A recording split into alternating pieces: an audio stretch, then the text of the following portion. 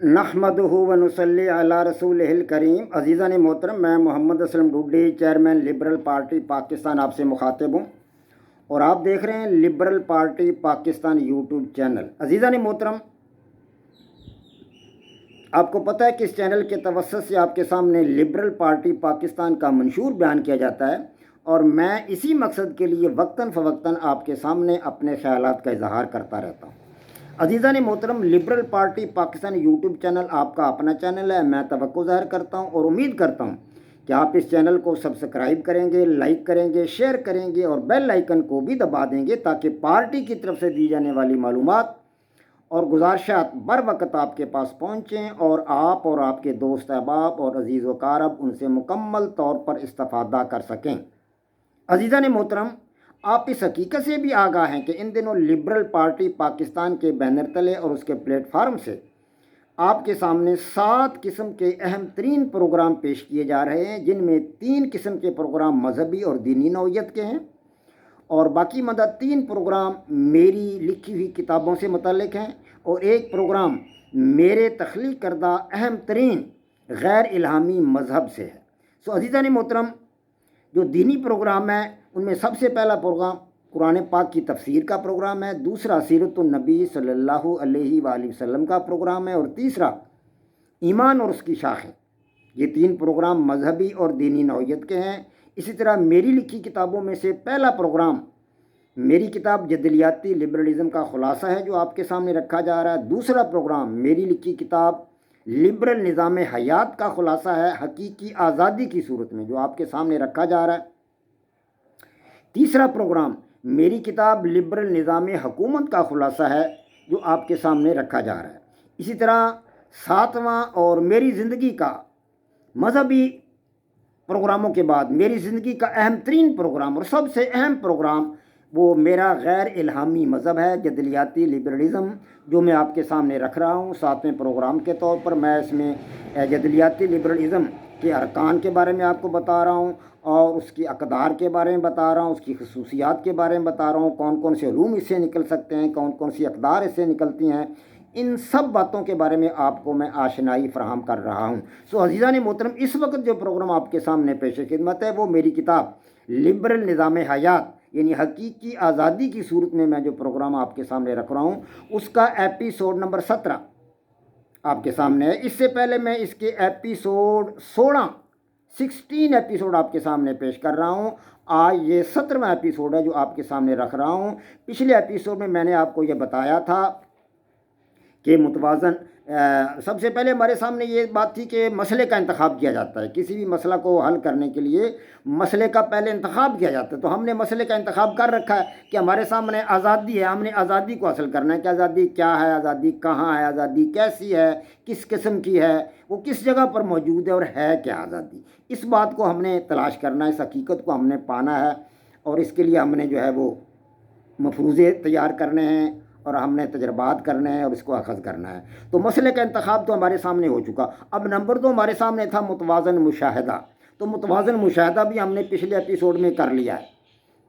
آپ کو پتہ ہے متوازن مشاہدہ کے 3 اس کے جو ہیں وہ عناصر ہوتے ہیں۔ پہلا عنصر تو ہوتا ہے اس کا متوازن مشاہدہ کا ہمارے سامنے ہوتا ہے سپیس، تو جگہ کا مشاہدہ ہم نے کر لیا۔ پھر ہمارے پاس ٹائم آتا ہے، وقت کا مشاہدہ ہم نے کر لیا۔ پھر ہمارے پاس میٹر آتا ہے، میٹر کا مشاہدہ بھی ہم نے کر لیا۔ یہ تینوں مشاہدات جو تھے، یہ متوازن مشاہدہ میں تینوں چیزیں ہم نے ان کا مشاہدہ کر لیا۔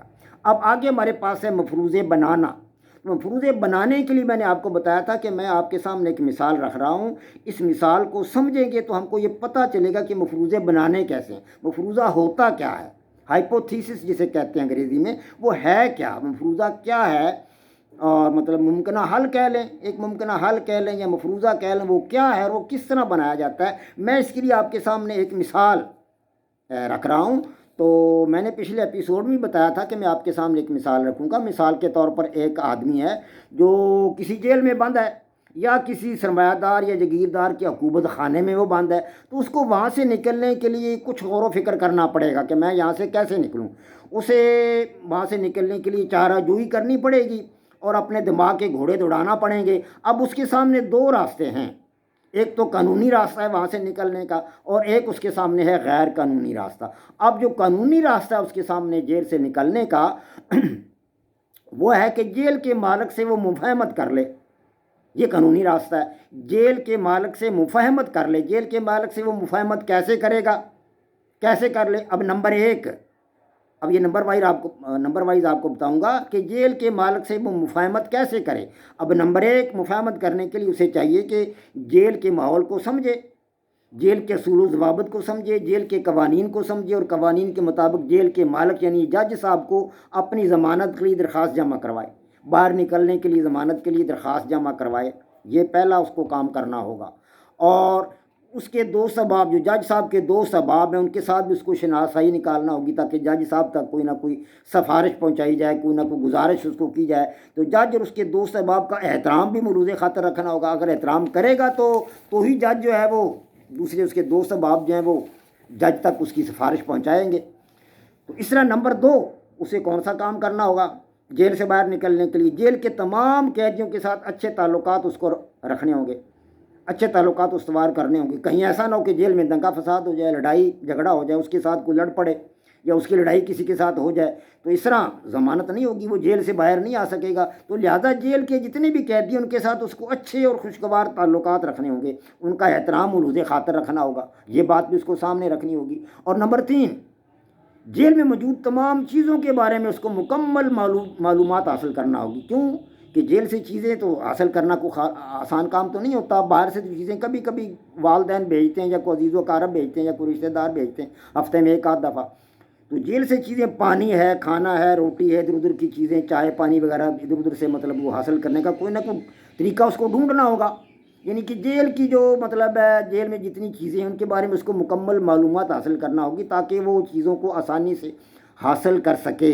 یہ تیسری بات اس کے کرنا ہوگی اس کو۔ اب چوتھی بات اس کو جو کرنا ہوگی وہ یہ ہے کہ جیل سے رہائی دلانے والی اشیاء، اب جو چیزیں جیل سے اس کو رہائی دلاتی ہیں ان چیزوں کے بارے میں اس کو معلومات حاصل کرنا ہوگی۔ یعنی ضمانت نامہ ہے، ضمانت دینے والے افراد ہیں، یا گواہان ہیں، یا وکیل ہے، اس قسم کی جو ہے افراد کا اس کو انتظام کرنا ہوگا، تاکہ جیل سے اس کی رہائی جو ہے وہ جلد از جلد ممکن ہو سکے۔ اور نمبر 5، ایک اور کام بھی اسے کرنا ہوگا، وہ یہ کہ جیل کے باہر اس کے جتنے رشتہ دار ہیں، اس کو عزیز و اقارب ہیں، ان کی بھی اس کو مدد درکار ہوگی، کیونکہ وہی لوگ باہر سے اس کی ضمانت کے لیے درخواست دے سکتے ہیں، یہ خود تو نہیں جا سکتا جج کے سامنے، جج کے پاس، تو اس کے رشتہ دار، اس کے عزیز و اقارب بھی اس کے لیے رہائی کا بندوبست کر سکتے ہیں، لہذا ان کے ساتھ بھی اس کو رابطہ رکھنا ہوگا اور ان کی مدد کی ضرورت بھی اس کو پیش آئے گی۔ تو گویا کہ یہ 5 کام اس کو کرنے ہوں گے، پھر جا کر وہ جیل سے رہائی حاصل کر سکتا ہے، ورنہ وہ جیل سے رہائی جلدی حاصل نہیں کر سکتا۔ یہ تو تھا قانونی راستہ۔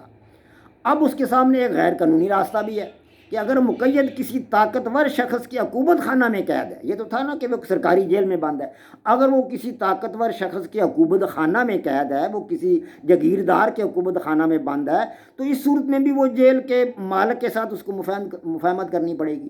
جیل کا جو مالک ہے وہ جاگیردار ہے یا سرمایہ دار ہے یا کوئی مطلب بہت کوئی بدماش قسم کا آدمی ہے، تو اس کے ساتھ اس کو مفاہمت کرنی پڑے گی۔ مفاہمت کے بغیر تو وہ باہر نہیں آ سکتا، مفاہمت کر کے وہ جیل سے رہائی پا سکتا ہے۔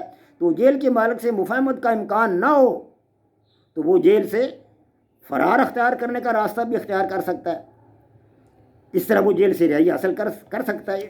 لیکن یہ فرار کا جو راستہ ہے، اس مقصد کے لیے بھی اسے وہی 5 کام کرنے پڑیں گے جو پہلے میں بیان کر چکا ہوں۔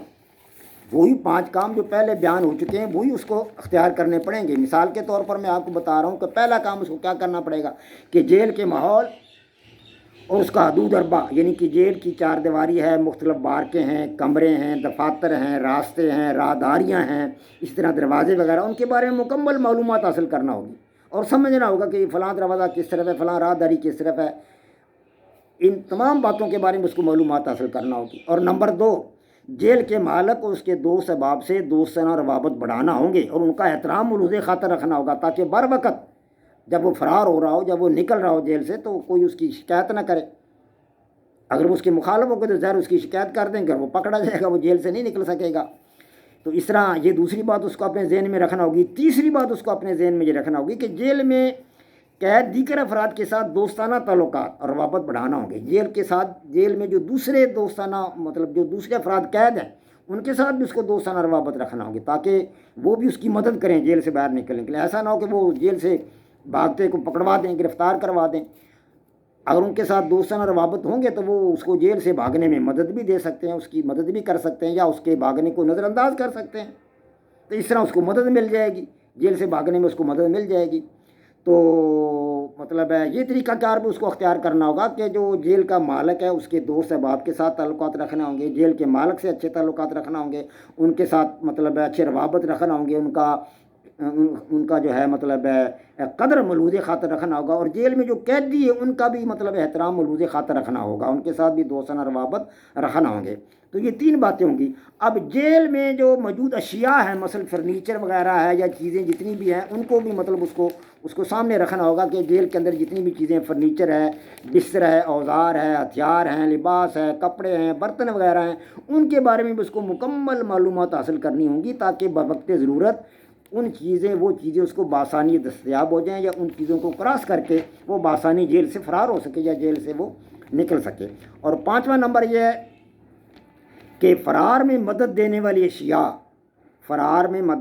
اشیاء جیسا کہ لباس ہے، جوتے ہے، رسہ ہے، سیڑھی ہے، میز کرسی وغیرہ، ان پر مکمل اس کو دسترس حاصل ہونی چاہیے۔ یہ نہ ہو کہ بر وقت کوئی چیز اس کو ملے ہی نہ اور وہ وہیں پڑا رہے، گر جائے کہیں راستہ میں، یا مطلب اس کے رسہ نہ ملے اوپر چڑھنے کے لیے، یا مطلب کوئی میز کرسی نہ ملے اوپر چڑھنے کے لیے، تو پھر وہ وہیں کا وہیں رہ جائے گا، پکڑا جائے گا، بھاگتے گرفتار ہو جائے گا۔ تو اس کو یہ 5 کام کرنے ہوں گے۔ ہاں جی، یہ 5 کام اس کو کرنے ہوں گے۔ اب کوئی آدمی بے شک وہ قانونی راستہ اختیار کرے یا وہ غیر قانونی راستہ اختیار کرے، ہر 2 راستوں میں سے کسی بھی راستہ کو اختیار کرنے کے لیے مقید کو یہ 5 کام ہر قیمت پر کرنا پڑیں۔ جب تک وہ یہ 5 کام نہیں کرتا وہ جیل سے باہر نہیں آ سکتا، خواہ وہ سرکاری جیل میں یا وہ کسی جاگیردار کے حکومت خانہ میں، یہ 5 کام کیے بغیر وہ جیل سے باہر نہیں آ سکتا۔ کون سے 5 کام ہیں یہ سن لے۔ پہلا کہ جیل کے ماحول اور جیل کے حدود اربا کے بارے میں اس کو معلومات ہونی چاہیے، جیل کے اصول و ضوابط اور قوانین سے اس کو مکمل واقفیت ہونی چاہیے۔ نمبر 2، جیل کے مالک اور اس کے دوست احباب کے ساتھ اس کا تعلق اچھا ہونا چاہیے، اور اس کے مطلب ان کے ساتھ اس کے اچھے روابط ہونے چاہیے، تاکہ قید سے افراد جو ہے نا دوستانہ تعلقات ہوں گے تو وہ جیل سے فرار ہونے میں اس کی مدد بھی کر سکتے ہیں یا اس کو نظر انداز کر سکتے ہیں۔ تو آگے نمبر 3 ہے کہ جیل سے باہر جو اس کے رشتہ دار ہیں اور دوست احباب ہیں، جیل میں جو موجود اشیاء ہیں، نمبر 3 جیل میں جو موجود اشیاء ہیں ان کے بارے میں اس کو مکمل واقفیت حاصل کرنا ہوگی، پھر جا کر وہ جیل سے باہر آ سکتا ہے۔ اور چوتھی بات یہ ہے کہ رہائی میں جو مدد دینے والی چیزیں، رہائی میں مدد دینے والی چیزوں کے بارے میں اس کو مکمل معلومات حاصل ہونی چاہیے۔ نمبر 5، جیل سے باہر جو اس کے عزیز و اقارب ہیں، رشتہ دار ہیں، دوست احباب ہیں، ان کے ساتھ بھی اس کو مکمل اس کا رابطہ ہونا چاہیے، ان کی مدد اور ان کا تعاون بھی اس کو حاصل ہونا چاہیے۔ تو جیل سے باہر آنے کے لیے یہ مقید کے بنائے ہوئے سارے کے سارے مفروضے ہیں۔ اب آپ کو سمجھ آ گئی ہوگی کہ جیل سے باہر نکلنے کے لیے، قانونی راستہ اختیار کرنے کے لیے یا غیر قانونی راستہ اختیار کرنے کے لیے، یعنی جیل سے باہر آنے کے لیے مقید کے بنائے ہوئے یہ سارے کے سارے مفروضے ہیں۔